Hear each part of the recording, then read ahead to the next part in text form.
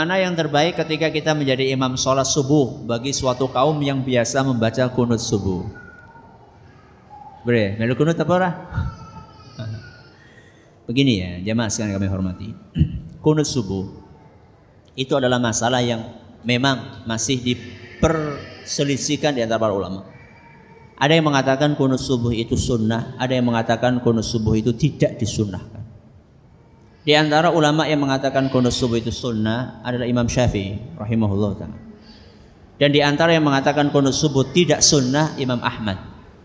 Kenapa bisa Imam Ahmad sama Imam Syafi'i berbeda? Karena mereka menemukan ada satu hadis yang hadis ini menurut Imam Syafi'i sahih, menurut Imam Ahmad tidak sahih. Si kepriwe Ustadz, itulah yang namanya ilmu hadis. Ya. Ilmu hadis itu bukan 1 tambah 1 sama dengan 2. 2 dikurangi 1 sama dengan 1, bukan seperti itu.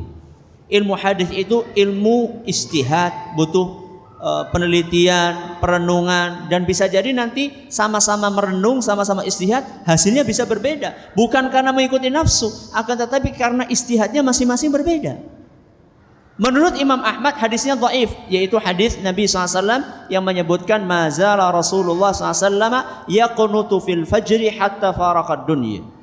Rasulullah SAW masih terus menerus kunut subuh sampai beliau wafat.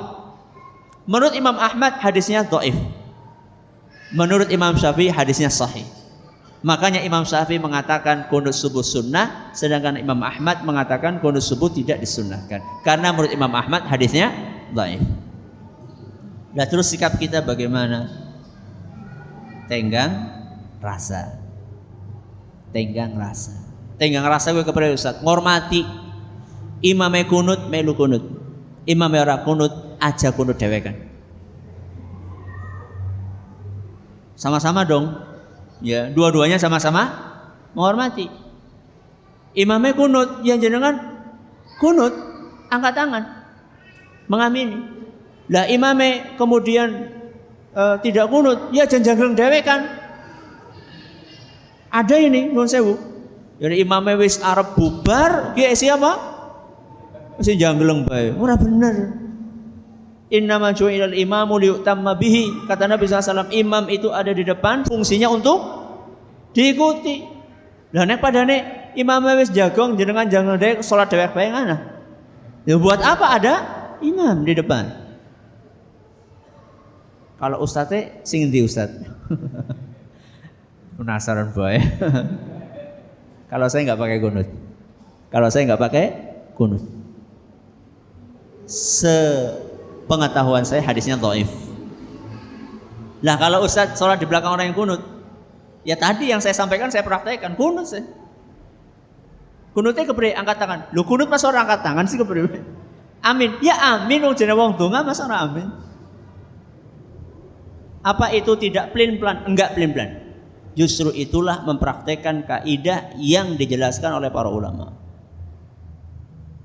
Nek ana sing tetep baik arep orang angkat tangan Ustaz, imame kunut dia tetap tidak angkat tangan. Monggo tidak apa-apa, jenengan punya ulama. Ada ulamanya jenengan. Tidak apa-apa. Tapi kalau saya menganggap bahwa yang masalah seperti ini, kalau kita saling tenggang rasa, insya Allah akan mempertipis yang namanya perpecahan di antara kaum muslimin. Saya meyakininya seperti itu. Ya kita saling tenggang rasa saja. Ya. Wallahu a'lam bishawab. Terus kalau makmume pada kunut, imamnya orang kunut gimana Ustaz? Ya dilihat bagaimana efeknya. Apakah akan menimbulkan mafsadah besar, timbul huru hara, timbul pertumpahan darah. Kalau sampai kayak gitu ya tidak apa-apa lah ya, demi untuk menjaga tidak ada darah yang tertumpahkan. Tapi ya perlu kalau jenengan tidak akan kunut, perlu adanya yang namanya sosialisasi. Perlu ada yang namanya sosial. Kayak tadi lah misalnya saya jelaskan, jamaah sekalian, masalah kunut itu masalah perbedaan pendapat, khilafiyah lah istilahnya, khilafiyah istihadiyah, masing-masing punya dalil, saling menghormati.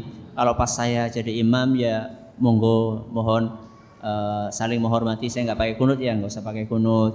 Begitu pula panjenengan kalau panjenengan kunut ya saya akan ikut kunut. Itu kan nanti apa ya? Lebih apa? Lebih enak di hati dan insya Allah ukhuwah bisa tetap dijalin di antara kaum muslimin walaupun berbeda-beda pendapat, akan tetapi selama masing-masing punya ulama dan ulamanya mu'tabar dan ada dalilnya sama-sama kuat, kita saling menghormati. Semoga bermanfaat buat kita semuanya. Terima kasih atas perhatiannya, mohon maaf atas segala kurangannya. Kita tutup dengan membaca subhanakallahumma wa bihamdika asyhadu an la ilaha illa anta astaghfiruka wa atubu ilaik. Assalamualaikum warahmatullahi wabarakatuh.